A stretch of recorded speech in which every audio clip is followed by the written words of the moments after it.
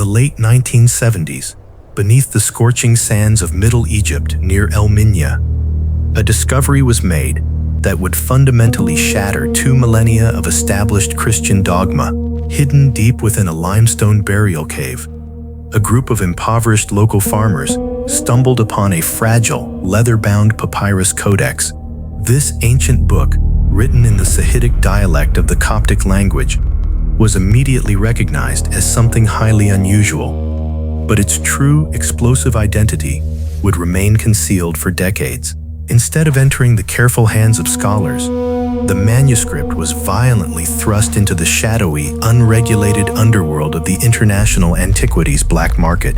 It was stolen, smuggled across borders, frozen in bank vaults, and rapidly decayed as it was secretly traded among wealthy dealers who had absolutely no idea they were holding a theological nuclear bomb. By the time the world-renowned National Geographic Society finally intervened to rescue and painstakingly restore the crumbling papyrus in 2006, 80% of the ancient pages were shattered into thousands of tiny, incredibly fragile fragments. But once assembled, the decoded text revealed a name that sent shockwaves through the entire religious world. It was a forbidden document explicitly condemned by the early church fathers. This was the lost Gospel of Judas. For 2,000 years, the official canonical narrative has portrayed Judas Iscariot as the ultimate embodiment of human treachery and greed. He is universally recognized as the dark, irredeemable villain who sold out the divine Savior for 30 miserable pieces of silver, securing his eternal damnation in the deepest circles of hell. But the Gospel of Judas, a highly controversial Gnostic text dating back to the late 2nd century, presents a completely inverted, deeply unsettling reality. In this suppressed narrative, Judas is not the betrayer. He is the absolute favorite disciple, the only one who truly possesses the advanced spiritual capacity to understand the true, hidden nature of the universe. The text completely strips away the traditional story of greed and replaces it with a profound cosmic tragedy. The ultimate betrayal is explicitly revealed to be a direct, divine command. To understand how such a radical, blasphemous theology could even exist, we must dive into the deeply complex, highly esoteric world of early Christian Gnosticism. This was a parallel spiritual movement that viewed the physical, material world not as a divine blessing, but as a dense, agonizing cosmic prison. In the eyes of the early Orthodox church builders, this specific document was arguably the most dangerous piece of literature ever written, and they sought to systematically burn every single copy in existence. To decode the mind-bending narrative of the Gospel of Judas, one must first abandon the traditional, sanitized view of heaven and earth. The Gnostic cosmology presented in this text is incredibly alien, highly complex, and deeply terrifying. It describes a supreme, infinite, and unknowable divine light that exists far beyond our physical reality, completely detached from the material universe. From this ultimate light emerged a series of glowing, interdimensional entities known as Aeons, existing in perfect, ethereal harmony within a realm called the Pleroma. However, the physical universe, our Earth, the stars, and human flesh, was not created by this supreme, benevolent light. According to the text, the material world is a flawed, brutal, and chaotic trap built by a lesser, ignorant, and arrogant creator entity known as the Demiurge. This dark architect crafted the human body as a heavy, suffocating biological cage specifically designed to trap the pure, divine spark that originates from the highest realm. In this radical theology, the physical body is not a temple, it is a dark, heavy tomb. The ultimate goal of human existence is not to build earthly kingdoms or worship the brutal architect of the physical world, but to achieve profound spiritual awakening, or gnosis, and actively escape the agonizing limitations of the material dimension altogether. The Gospel of Judas opens with a deeply uncomfortable, highly tense scene that immediately alienates the traditional 12 disciples. It is the week of Passover, and the disciples are gathered together, performing a standard ritual prayer of thanksgiving over their food. Suddenly, the divine figure approaches them, but instead of joining their Holy Communion, he begins to laugh at them. This is not a joyful, comforting laugh. It is a cold, mocking, and deeply profound laughter. When the confused and disciples question him, he explicitly reveals that they are not worshiping the supreme infinite light of the true universe, but rather the ignorant, lesser deity who constructed the physical world. He bluntly informs them that their traditional religious rituals, their formal sacrifices, and their earthly understanding of divinity are entirely flawed and ultimately meaningless. The text portrays the traditional apostles as spiritually blind, completely trapped in the dense, mechanical dogma of the material realm. They become furious, completely unable to comprehend the vast, terrifying cosmic reality he is attempting to explain. It is at this exact moment of profound disconnect and absolute theological tension that one single disciple stands up, fully separating himself from the ignorance of the group, stepping away from the angry, confused apostles. Judas looks directly at the divine figure and makes a profound declaration. He states that he knows exactly where the Savior truly comes from, correctly identifying the supreme, infinite realm of Barbelo, an immortal cosmic domain far beyond the flawed physical universe, recognizing that Judas is the only human present with the advanced spiritual frequency required to comprehend the absolute truth. The Savior pulls him aside for a highly classified, secret conversation. What follows is a deeply complex, surreal transmission of forbidden interdimensional knowledge.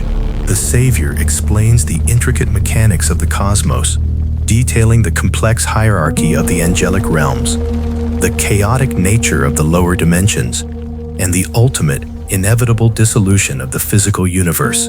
He explicitly warns Judas that attaining this pure, unfiltered knowledge will come at an unimaginably high personal cost. Judas will be cursed, eternally hated, and violently misunderstood by the other disciples and all future generations of the traditional church.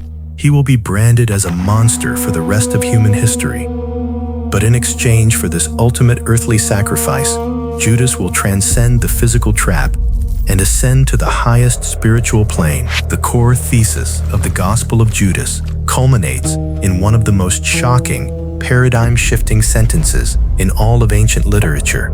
After revealing the vast, terrifying scope of the true cosmos, the Savior looks at Judas and delivers a grim, unavoidable directive. But you will exceed all of them, for you will sacrifice the man that clothes me. This single, devastating line completely redefines the most famous betrayal in human history. In the Gnostic view, the physical body of the Savior is not divine. It is merely a heavy, biological garment, a temporary flesh vessel that traps the pure, infinite ethereal spirit to complete the ultimate mission and return to the highest divine realm. That fleshy cage must be violently destroyed. The Savior cannot do it himself. He requires a highly trusted, fully awakened operative to facilitate the execution. By handing him over to the brutal earthly authorities, Judas is not committing an act of greedy treason. He is performing the ultimate act of loyalty.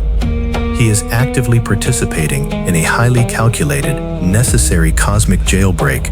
Judas is the only disciple strong enough to bear the horrific eternal stigma required to liberate the divine spark from the agonizing, dense trap of the material world. As the secret teachings reach their climax, Judas receives a deeply terrifying prophetic vision of his own inevitable doom. He sees the other disciples violently turning against him, completely blinded by their traditional orthodox ignorance. He witnesses his own historical legacy being dragged through the mud, twisted into a dark symbol of ultimate human evil by the very religious institutions that will soon rise to earthly power. But the text also describes a breathtaking, surreal moment of profound cosmic ascension. Judas looks up and sees a luminous, blinding ethereal cloud descending from the highest realms of the Pleroma. A magnificent, interdimensional star glows intensely within the mist. beckoning him toward the true, infinite spiritual home. He steps into the blinding light, fundamentally separating his pure essence from the heavy, corrupted machinery of the earth. The narrative then abruptly cuts back to the grim, heavy reality of the physical world. The final scene is remarkably brief, devoid of all the grand emotional drama found in the traditional canonical Bibles. Judas approaches the corrupt earthly high priests, silently accepts the heavy physical coins, and simply hands the Savior over to the authorities. The ultimate secret cosmic operation is complete. The radical, anti-establishment theology presented in the Gospel of Judas posed an absolutely monumental threat to the early architects of the Orthodox Christian Church. In the late 2nd century, a powerful bishop named Irenaeus of Lyon launched a massive, highly coordinated theological campaign to establish strict uniformity and absolute control over the rapidly expanding Christian movement. He recognized that if the Gnostic idea of an internal divine spark, a flawed physical creator, and the uselessness of organized rituals gained mainstream traction, the entire foundation of the institutional church would collapse overnight. Irenaeus specifically targeted the Gospel of Judas in his famous treatise Against Heresies, aggressively branding it as a dangerous, fictitious, and profoundly evil work designed by malevolent forces to confuse the faithful masses.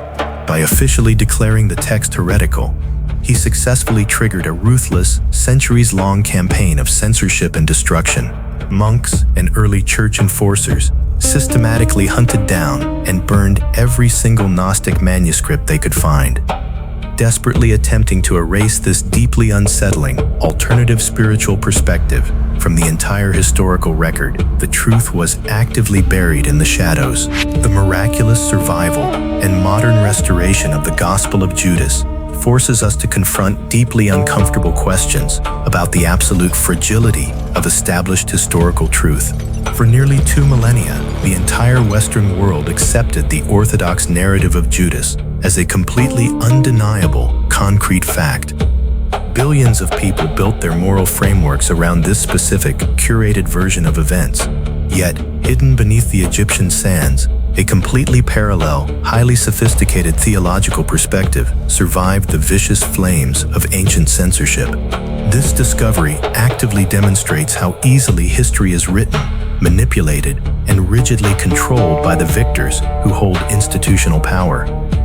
Furthermore, the Gnostic themes of the text feel remarkably, unsettlingly relevant to our modern era.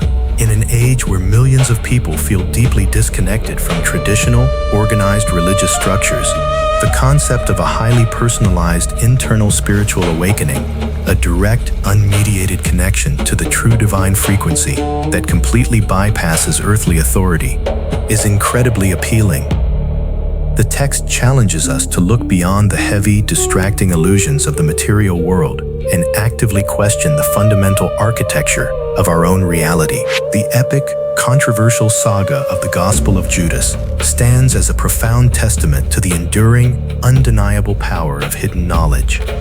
A highly dangerous, complex theological manuscript explicitly designed to completely invert the most famous narrative in human history manages to survive centuries of relentless institutional persecution, the harsh ravages of the Egyptian desert, and the chaotic greed of the modern black market.